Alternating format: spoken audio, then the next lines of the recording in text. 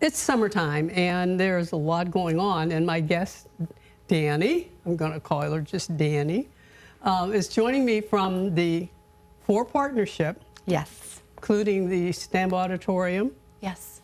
The Youngstown Playhouse. Youngstown Playhouse. Ballet Western Reserve. Ballet Western Reserve is not part of the formal partnership.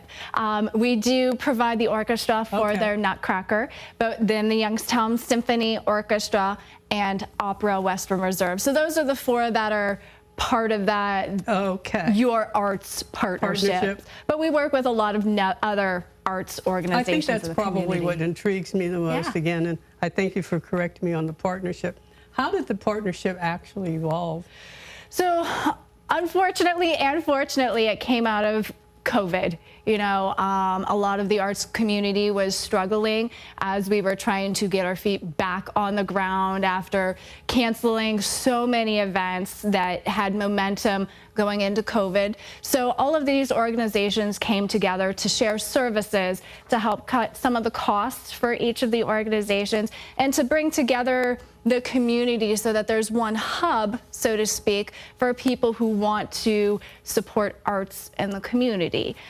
So with YourArts, or experienceyourarts.org, which is the website specifically to be able to find all of those events, it's a driving force where people can find those locally produced events for Youngstown Playhouse, Opera Western Reserve, Youngstown Symphony Orchestra, and the events that happen at Stambaugh Auditorium.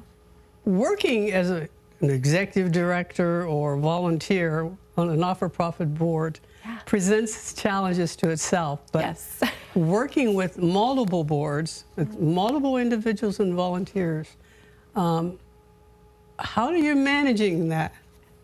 There are days it can be a struggle, but it's wonderful being able to work with all of the different members of the boards and organizations, and having those collaborations and partnerships. You know, over the last 4.5, 5 years, there's been a lot more utilizing of services. So like I said, the symphony is now the orchestra for the ballet. Members of the orchestra have played in pit bands, or as recently as Oklahoma with the Playhouse, they had a live orchestra on the stage for that, and it's been years since they did that. That's good, great, because that's what invigorates me, is knowing that this is working now. We're going to have more to talk about.